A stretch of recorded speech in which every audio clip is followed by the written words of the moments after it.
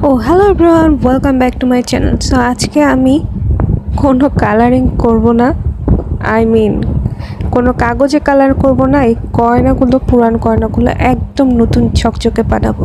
কীভাবে বানাবো এটা দেখতে পাশে থাকুন।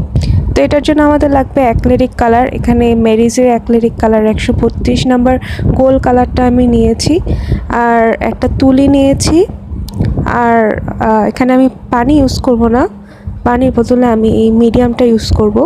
এটা যদি না থাকে তাতেও সমস্যা নেই, এটার সাথে একটা প্লেট ইউজ করছি। মিডিয়ামটা না থাকলে আপনারা পানি আর গ্লু সমান সমান পরিমাণ মিলিয়ে নিতে পারেন। শুধু ডাইরেক্ট পানিটা ইউজ করলে অ্যাক্রিলিক কালারটা বসবে না ঠিকমতো। এই কারণে আমাদের অ্যাক্রিলিক কালারের সাথে একটু গ্লুর সাথে একটু পানি অ্যাড করতে হবে, অথবা এই মিডিয়ামটা আপনারা বাজারে কিনতেই পেয়ে যাবেন। তো আমি এখানে একটু কালারটা মিক্স করে নিচ্ছি, দেন এই ব্রাশে একটু ইউজ করে নিব। বাট পরে আমি ফাইন্ড আউট করলাম এই ব্রাশ দিয়ে কালার করার থেকে স্পঞ্জ দিয়ে কালার করাটা বেশি ইজি আমার জন্য। এখানে আমি এই চেনের মধ্যে এখন কালার করে দেখাচ্ছি। এই যে ব্ল্যাক কালার স্পট পড়ে গেছে, এখানে জাস্ট এরকম ড্যাব ড্যাব করে দিলে কালারটা বসে যাবে। এইভাবে ড্যাব ড্যাব করতে হবে। অ্যাকচুয়ালি আজকে ভিডিওটা একা করছি, স্ট্যান্ডও ছিল না পাশে, এই কারণে একটু ঝামেলা হচ্ছে ভিডিও করতে।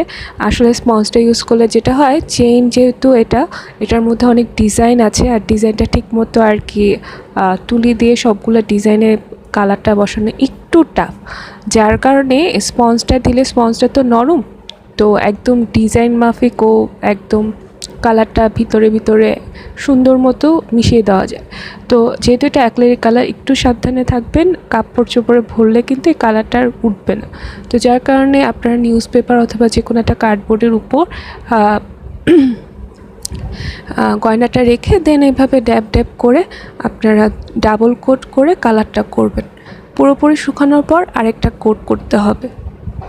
এই দেখুন, দুইটা চুড়ি, একটা কালার করা, একটা কালার ছাড়া, উপরেরটা কালার ছাড়া আর নিচেরটা কালার করা।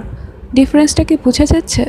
সামনাসামনি ডিফারেন্সটা অনেক ভালো বোঝা যাচ্ছে, ক্যামেরাতে আমি বুঝতে পারছি না ঠিকমতো আপনারা কীরকম দেখছেন, বাট দুইটার মধ্যে কিন্তু অনেক ডিফারেন্স। নিচের চুড়িটা কিন্তু অনেক কালো, আর উপরের চুড়িটা একদম নতুনের মতো চিকচিক। আমি ট্রাই করছি আলোতে যেন বোঝা যায়। অ্যাকচুয়ালি ফ্ল্যাশ লাইটের কারণে কালারটা অনেকটা সেমই মনে হচ্ছে, বাট দুটার মধ্যে অনেক ডিফারেন্স। স্পেশালি এই চেনটা তো একদমই কালো ছিল, এটা গোল্ডেন কালার করে গোল্ডেন কালার করা হয়েছে। আই থিঙ্ক এই অ্যাঙ্গেলে খুব ভালো মতো বোঝা যাচ্ছে দুইটা চুড়ি যে দুই রকম, আর কালারটাও পুরো স্পষ্ট আসছে। তো এইভাবে আপনারা আপনাদের ওল্ড জুয়েলারিগুলো, যেগুলো আপনাদের খুব পছন্দের ডিজাইন অ্যান্ড এগুলোর সাথে আপনাদের অনেক স্মৃতি আছে, এভাবে কালার করে নিতে পারবেন। দেখা হবে পরবর্তী ভিডিওতে। Till then, by.